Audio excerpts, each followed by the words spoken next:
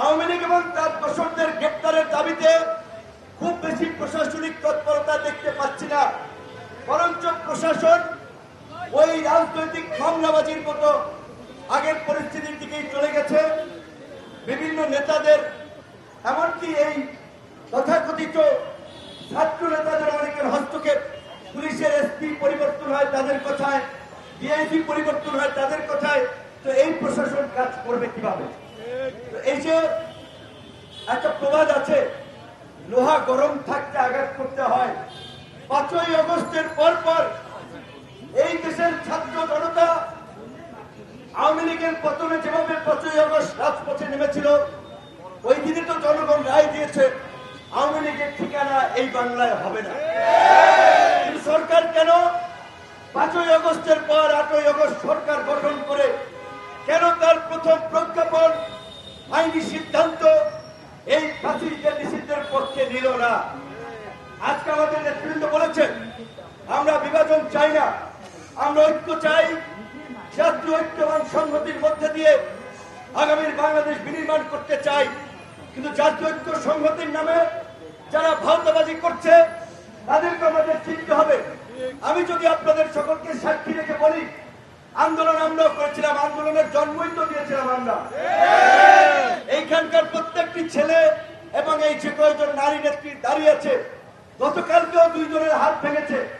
প্রত্যেকে পুলিশের, ছাত্রলীগ, যুবলীগের হামলা মামলা নির্যাতনে নিপীড়িত হয়ে গত 7-8 বছর ধরে এই রাজপথে ধারাবাহিকভাবে লড়াই চালিয়েছে। এমনকি 28 অক্টোবরের পরে দেখেছেন যখন অনেকে অলিগলিতে মিছিল করে গণ অধিকার পরিষদের নেতা কর্মীরা প্রকাশ্যে এই যাত্রাবাড়ি, উত্তরা, ওই রামপুরা রাজপথে মগবাজারে মিছিল করেছে, কখনো এই অলিতে গলিতে চিপায় চাপায় মিছিল করে নাই। আজকে এই আন্দোলনের যে কোনো কারণে পরিস্থিতি হোক, আমাদের কিছু ছাত্র নেতৃবৃন্দ তারা সামনে ছিল। নাহিদকে আমরা জিজ্ঞেস করতে চাই, 7 মাস নাহিদ সরকারের থেকে কেন এই আওয়ামী লীগ নিষিদ্ধের দাবিতে পদক্ষেপ দিল? নাহিদ আসিফ মাহফুজ সরকারের বিশেষ সহকারী ছিল, সেখান থেকে তার প্রমোশন হয়ে তিনি উপদেষ্টা হয়েছেন। তারা 3 জন ছাত্র উপদেষ্টা যদি প্রধান উপদেষ্টা এবং উপদেষ্টা পরিষদের মিটিং এ বলতো, মাননীয় প্রধান উপদেষ্টা এবং উপদেষ্টা মন্ডলীর সদস্যরা আমাদের ভাইরা যে রক্ত এবং প্রাণের বিনিময়ে যে আন্দোলন সংগ্রাম সফল করেছে, এই আন্দোলনের ফসল হচ্ছে অন্তর্বর্তীকালীন সরকার। সেই সরকারে আমি একজন ছাত্র প্রতিনিধি, আমার যোগ্যতা ছিল না, আমার বাপদাদারও যোগ্যতা নাই। আমরা এসেছি শুধুমাত্র এই ছাত্রদের কৃপায়, তাদের সমর্থনে। তাদের দাবি হচ্ছে ফ্যাসিবাদকে চিরতরে নির্মূল করে নতুন রাজনৈতিক বন্দোবস্ত প্রতিষ্ঠা করা। আপনি প্রধান উপদেষ্টা, প্রথম সিদ্ধান্ত ফ্যাসিবাদকে নিষিদ্ধ করুন বলেছেন, বলে নাই। বরঞ্চ ওই যে 2 দিনের বৈরাগী বাতের বলে অন্য। 15-20 দিনের আন্দোলনে নেতা হয়ে তারা ওই পুরানো বন্দোবস্তের মতোই ক্ষমতার অপপ্রয়োগ, নিয়োগ বাণিজ্য, টেন্ডার বাণিজ্য এবং নিজের একটা দল গঠনে এইগুলোর মধ্যে ব্যস্ত থেকেছে। এখন তারা যমুনার সামনে বসছে। যমুনার সামনে দেখেন, আমরা যমুনা কেন ঘেরাও করব? যমুনা প্রধান উপদেষ্টার একটা বাসভবন, এইটা একটি স্পর্শকাতর জায়গা। একটা দায়িত্বশীল রাজনৈতিক দল যাদের সমর্থনে এই সরকার আছে, সেই জায়গা থেকে কি আমরা যমুনার সামনে ঘেরাও করতে পারি? আমরা যমুনার সামনে যেতে পারি না।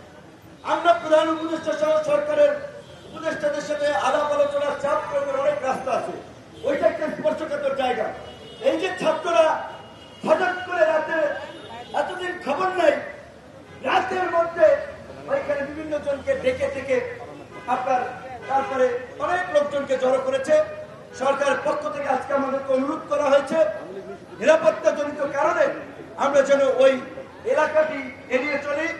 আমরা সরকারের প্রতি আমরা সহনশীল, আমরা আজকে যমুনার দিকে যাব না। তবে আমরা গণ অধিকার পরিষদ আমাদের নেতৃবৃন্দ যেটা বলেছে, আমরা একটা ধারাবাহিক প্রক্রিয়ার মধ্যে দিয়ে আওয়ামী লীগ নিষিদ্ধের দাবি জানিয়ে আসছি। আওয়ামী লীগ নিষিদ্ধের প্রশ্নে আর কোনো আপোষ করা হবে না, সরকারকেও আর কোনো সুযোগ দেওয়া হবে না। পরিষ্কার ভাবে আমরা আওয়ামী লীগকে নিষিদ্ধ করার দাবি জানাই। একই সাথে এই যে দুর্বল ভঙ্গুর উপদেষ্টা পরিষদ, এই উপদেষ্টা পরিষদ দিয়ে বিপ্লবীরা গণ অভ্যুত্থান পরবর্তী সরকার চলছে না। পরিষ্কার কথা, এই তথাকথিত সুশীল এবং এনজিও ব্যক্তিত্ব কিংবা বিদেশি মদতপুষ্ট এনজিও লোকদের দ্বারা এই সরকার চলবে না, গণ অভ্যুত্থানের আকাঙ্ক্ষার বাস্তবায়ন হবে না। অবশ্যই উপদেষ্টা পরিষদ পুনর্গঠন করতে